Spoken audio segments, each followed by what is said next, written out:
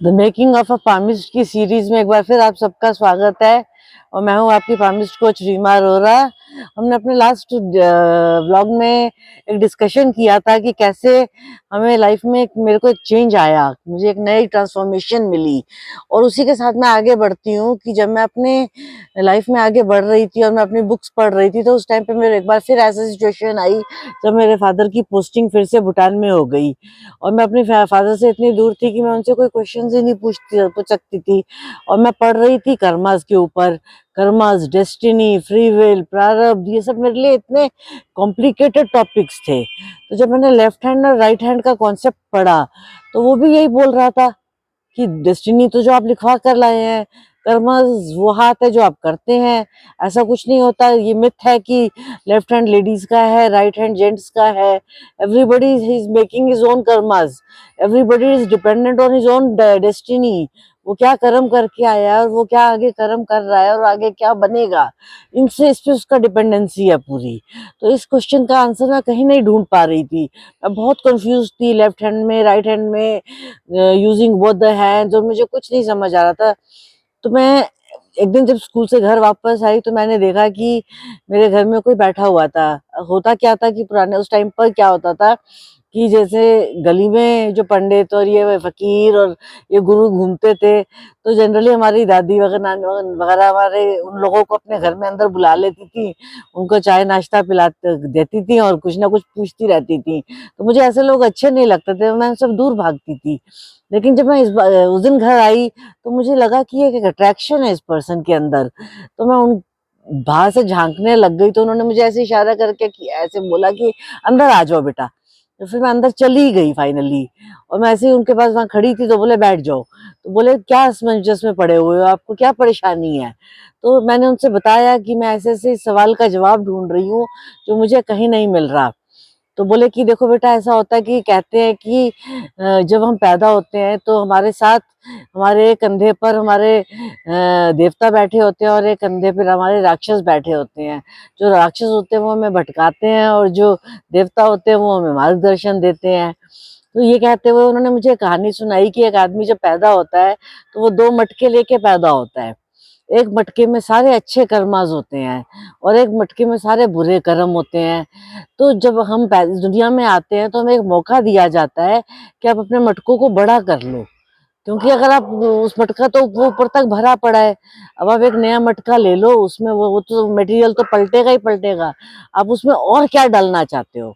अगर तो आप अच्छे कर्मों का मटका बढ़ाना चाहते हो तो आप वो बढ़ा लो, अगर आप बुरे कर्मों का मटका बढ़ाना चाहते हो तो आप वो बढ़ा लो।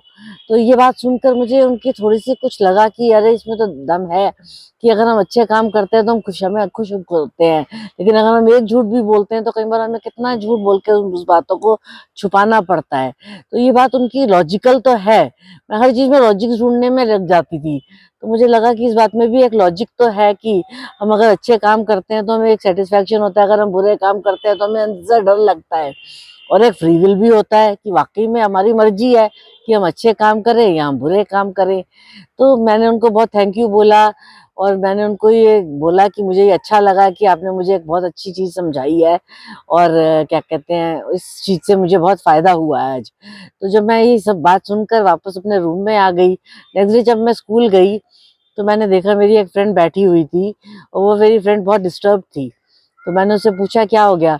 तो बोलती है, कहती मेरे ना पापा ना मम्मी को पैसे नहीं दे रहे हैं खर्चे के, तो मेरी मम्मी बहुत फाइनेंशियल क्राइसिस से गुजर रही हैं, तो हम लोग के घर में तो बहुत प्रॉब्लम हो रही है, हम लोग को बहुत टफ टाइम देखना पड़ रहा है। तो मैंने उससे बोला अच्छा मैं अपनी मम्मी से बात करके तेरी हेल्प करूंगी।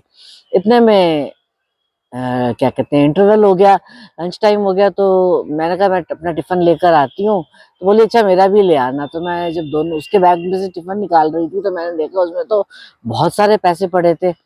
तो मैंने उसको वापस आके उसको टिफिन दिया। मैंने भी अपना लंच किया, उसने भी अपना लंच किया और साथ में मैंने उससे ये पूछा तेरे बैग में इतने पैसे कहाँ से आए। तो अब वो चुप हो गई बिल्कुल, उसको पता ही नहीं चला कि मैंने उसके बैग में पैसे पड़े थे और मैंने देख लिए हैं। तो वो एकदम चुप चुप हुई तो बोली कि सॉरी यार, मैंने तेरे से झूठ बोला, ये तो मैं रोज अपने मम्मी के पर्स में से पैसे चुरा लेती हूँ और ऐसे करते करते मेरे पास इतने सारे पैसे इकट्ठे हो गए हैं।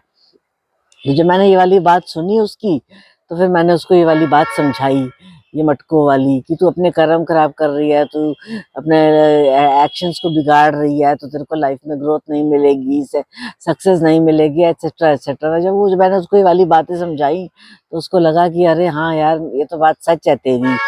तो इस चीज़ से मैं बहुत खुश हुई कि एटलीस्ट मैंने फिर किसी एक पर्सन को एक डायरेक्शन दिखाया, किसी ऐसे पर्सन को जिसको ज़रूरत थी कि गलत काम नहीं करना है और अच्छा करना है। तो जब मैं वापस आई और नेक्स्ट टाइम फिर जब वो गुरुजी आए, तो मैंने उनको ये वाली बात बताई, तो उन्होंने मेरे को बोला कि बहुत अच्छा किया बेटा, आगे से आप हमेशा इस चीज़ का ध्यान रखना कि कोशिश करो कम से कम किसी का दिल दुखाओ और कम से कम गलत काम करो। मैंने बोला कि हाँ, फिर भी अनजाने में मेरे से हो जाती है ये बातें। तो बोले कोई बात नहीं, आगे आगे चल के सब ठीक हो जाएगा।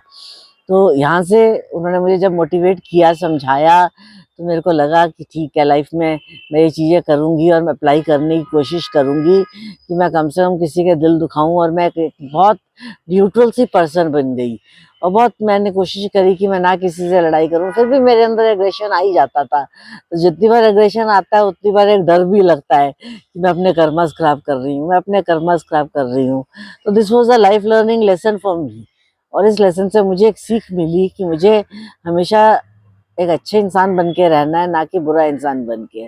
तभी मैं लोगों को रास्ता दिखा पाऊंगी, नहीं तो अगर मेरे अपने ही कर्म खराब होंगे तो मैं किसी को गाइडेंस क्या दूंगी।